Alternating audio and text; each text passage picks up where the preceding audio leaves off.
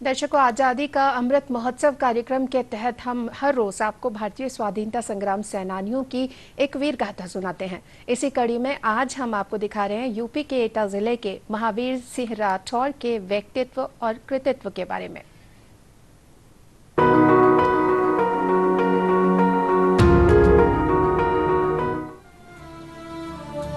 आज ही के दिन 1904 में क्रांतिकारी स्वतंत्रता सेनानी महावीर सिंह राठौर का जन्म उत्तर प्रदेश के एटा जिले में हुआ था। छठी कक्षा में पढ़ाई के दौरान ही वो स्वतंत्रता संग्राम में कूद पड़े थे। बाद में उन्होंने क्रांतिकारी संगठन नौजवान भारत सभा की सदस्यता स्वीकार कर ली थी। राठौर ने भगत सिंह, बटुकेश्वर दत्त और दुर्गा देवी को लाहौर के मौजांग हाउस से फरार होने में मदद की थी। उन्हें दूसरे लाहौर षड्यंत्र मामले में गिरफ्तार किया गया था। जेल में बंद कैदियों के साथ अंग्रेज सरकार की बदसलूकी के विरुद्ध हुई 1933 की उस भूख हड़ताल में भी राठौर ने हिस्सा लिया था। इसी भूख हड़ताल के दौरान अंडमान की सेलुलर जेल में उनका निधन हो गया। राठौर के पिता देवी सिंह ने एक बार कहा था, आपका देश के लिए लड़ना ये साबित करता है कि आपने दिल से गुलामी को स्वीकार नहीं किया है।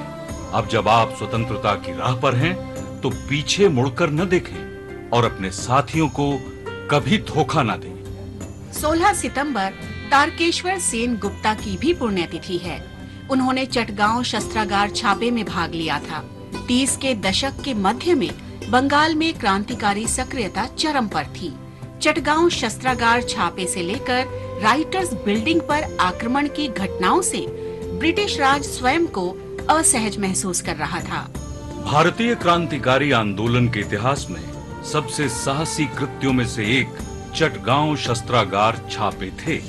18 अप्रैल 1930 को 63 लोगों की एक टोली ने चटगांव जिले में पुलिस और सहायक बलों के शस्त्रागार पर छापा मारा और इसे ब्रिटिश नियंत्रण से आजाद कराकर भारतीय ध्वज फहरा दिया।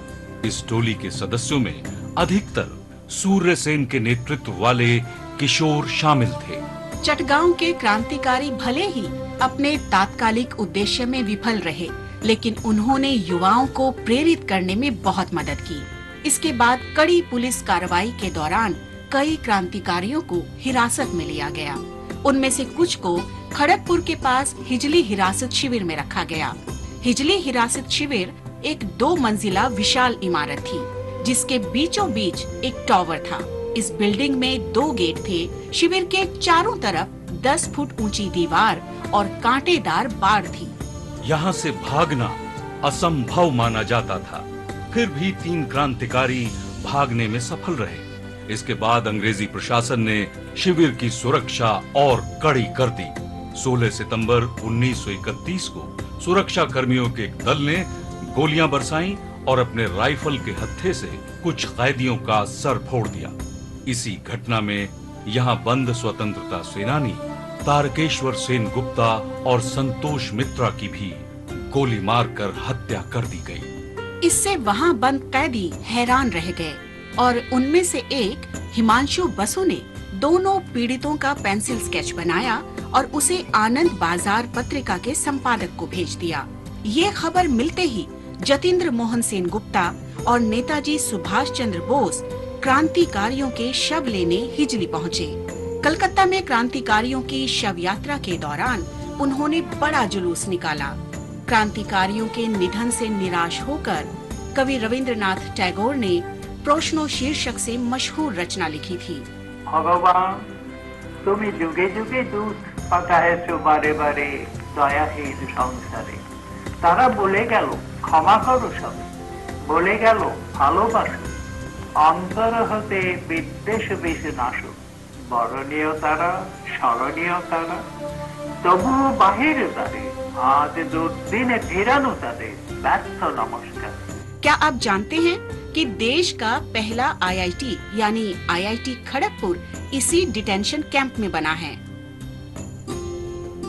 16 सितंबर सन 1932 को महात्मा गांधी ने भारत की निर्वाचन प्रणाली को जाति के आधार पर अलग करने के ब्रिटिश सरकार के फैसले के विरोध में पुणे की यरवदा जेल में भूख हड़ताल शुरू की।